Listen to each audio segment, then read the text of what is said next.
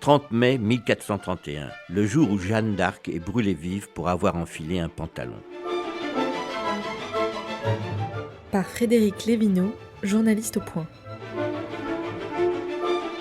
Le 30 mai 1431, Jeanne d'Arc est tirée de sa cellule par le bourreau pour être brûlée vive sur la place du vieux marché de Rouen. Tout au long du chemin, elle pleure et se lamente. Elle réclame une croix qu'un paysan lui fabrique avec 2 morceaux de bois. Le bourreau l'attache à un poteau planté au milieu des fagots. Elle gémit à plusieurs reprises « Jésus, Jésus !» Une lourde fumée âcre entoure la jeune femme puis la cache. Sans doute meurt-elle asphyxiée.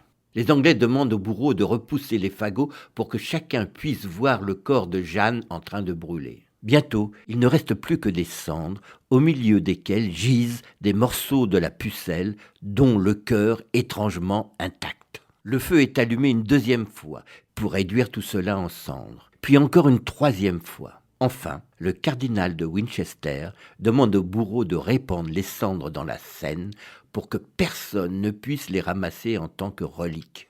Contrairement à ce qu'on peut croire, Jeanne n'a pas été condamnée pour hérésie. Pas du tout.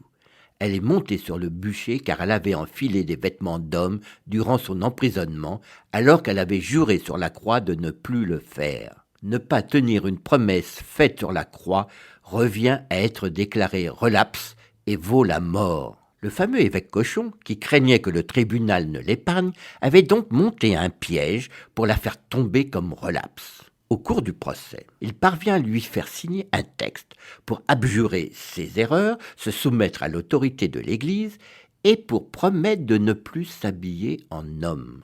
Dès le lendemain, ses gardiens lui arrachent ses habits de femme pour lui jeter des vêtements d'homme. Durant toute la matinée, elle reste aussi peu vêtue qu'une nudiste sur l'île du Levant. Mais bientôt, elle a une envie pressante. Pas question de se balader dans la prison en tenue d'Ève. Aussi, se résout-elle à s'habiller en homme pour nécessité de corps. La voilà relapse, cela suffit pour l'envoyer au bûcher. Cochon a gagné. Une série réalisée par Megan Kieki.